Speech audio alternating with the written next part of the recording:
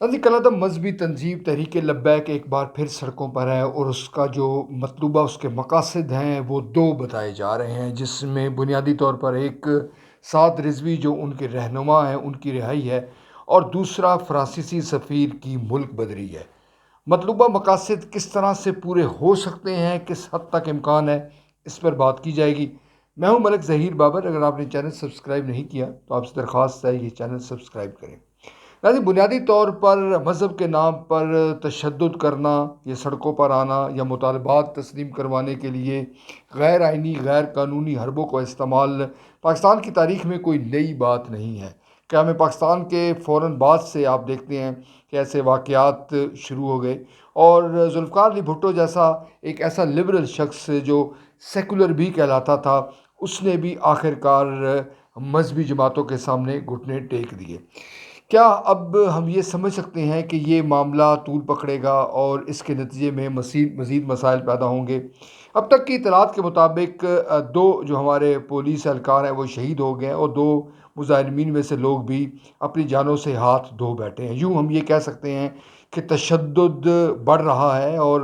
مظاہرین کی جو منزل ہے وہ لاہور سے ہوتے ہوئے وہ اسلام آباد آنا چاہتے ہیں، جہاں پہ ڈی چوک یا فیض آباد میں وہ دھرنا دے کے اپنے مطالبات کی منظوری تک جد و جہد جاری رکھ سکتے ہیں۔ قانون نافذ کرنے والے ادارے اس ضمن میں کوشاں ہیں، اور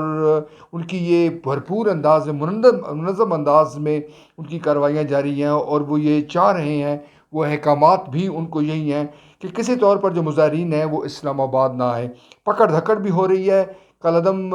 تحریک کے مختلف جو رہنما ہیں وہ روپوش ہو گئے ہیں، کچھ کو گرفتار کر لیا گیا ہے، کارکنوں کو بھی گرفتار کر لیا گیا ہے۔ راولپنڈی اسلام آباد کی جو سڑکیں ہیں ان کو عملاً جو ہے وہ بلاک کیا جا رہا ہے۔ گزشتہ روز جمعۃ المبارک کے روز لوگوں کو شدید پریشانی ہوئی، لوگ اپنے پیاروں کے لیے شدید پریشان رہے، اور اچانک مختلف شاہراہوں کو بند کر دیا گیا۔ راولپنڈی اسلام آباد کے جو مکین ہیں ان کے لیے یہ پہلی دفعہ نہیں ہے کہ کوئی ایسا احتجاج ہو جس کی وجہ سے جو امور زندگی ہے، نظام زندگی ہے، وہ عملاً مفقود ہو کر رہ جائے، خراب ہو کر رہ جائے، اور قانون نافذ کرنے والے ادارے تماشا بن جائے۔ ہمارے یہاں ناظرین یہ ایک سوال اب بڑی سنجیدگی کے ساتھ سوچا جا رہا ہے، پوچھا جا رہا ہے کہ آخر کب تک سیاسی اور مذہبی قوتوں کو اجازت دی جائے گی کہ وہ سڑکوں کو روک کر نظام زندگی متاثر کر کے اپنے مطالبات پیش کریں۔ تحریک لبیک کا دھرنا ایک ایسے موقع پر وہ شروع کرنے جا رہی ہے، یا اس کا احتجاج شروع ہوا ہے، یا وزیر اعظم عمران خان مشکل صورتحال سے دوچار ہیں۔ ایک طرف مہنگائی کی صورتحال ہے جس سے عام آدمی کی زندگی شدید متاثر ہوئی ہے، اور بنیادی ضروریات زندگی کا حصول اس کے لیے مشکل ہو چکا ہے۔ دوسری طرف جو D G I S I کا معاملہ ہے، ان کی تعیناتی کا معاملہ ہے، وہ بدستور ابہام کا شکار ہے، اور اس میں مختلف تاریخیں دی جا رہی ہیں مگر کوئی حتمی اعلان نہیں کیا جا رہا۔ یوں ہم یہ کہہ سکتے ہیں کہ ایک طرف وزیر اعظم عمران خان سے عوام جو ہیں وہ نالاں ہے، اور دوسری طرف ہمارے جو پاورفل کوریڈورز ہیں وہاں پر بھی ان کے لیے کوئی اس وقت کوئی خاص جو جذبات نہیں پائے جاتے۔ وزیر اعظم عمران خان کے لیے ایک مشکل یہ بھی ہے کہ جو پی ڈی ایم کی شکل میں جو اپوزیشن جماعتیں ہیں وہ بھی سڑکوں پر موجود ہیں، مہنگائی کے حوالے سے وہ احتجاج کر رہی ہیں، اور وزیر اعظم عمران خان سے مطالبہ کیا جا رہا ہے کہ وہ استعفیٰ دے دیں اور اپنے ان اقدامات کا بھی جواب دیں جو اب تک انہوں نے بطور وزیر اعظم اٹھائے ہیں۔ کرپشن کے حوالے سے بھی عمران خان پر الزامات اپوزیشن لگا رہی ہے، اور وہ یہ کہہ رہی ہے کہ یہ جو تمام جو کھیل جاری ہے اس میں جو کرپٹ جو عناصر ہیں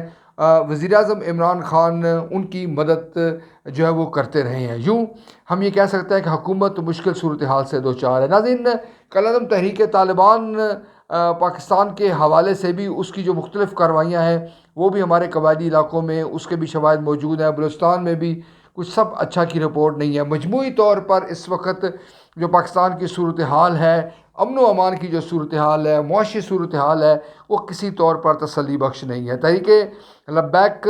کا جو احتجاج ہے، جو ان کا لاہور سے جو کارواں ہے، وہ اطلاع یہی ہے کہ اس نے موو کرنا شروع کر دیا ہے اسلام آباد کی جانب۔ قانون نافذ کرنے والے ادارے پوری طور پر کوشاں ہیں کہ اس کو روکا جائے، ان کو اپنے منزل مقصود تک نہ پہنچایا جائے، اور کسی طور پر جو امن و امان کی صورتحال بھی خراب نہ ہو۔ مگر ہم یہ دیکھ رہے ہیں کہ بدستور حالات کشیدہ ہیں۔ تحریک لبیک کے ساتھ مذاکرات جو ہیں وہ ضرور ہوئے، پنجاب حکومت نے کیے، مگر وہ کامیاب نہیں ہو سکے۔ آئندہ جو 24 گھنٹے ہیں، جو 48 گھنٹے ہیں، اس میں صورتحال مزید کشیدہ ہونے کا امکان ہے، جس میں دونوں طرف سے جانی نقصان ہو سکتا ہے، اور عوام جو بالخصوص جو پنجاب کے عوام ہیں، اور بالخصوص جو جی ٹی روڈ کے عوام ہیں، جو ضلع شہروں کے عوام ہیں، ان کی مشکلات میں اضافہ کسی طور پر خارج از امکان نہیں۔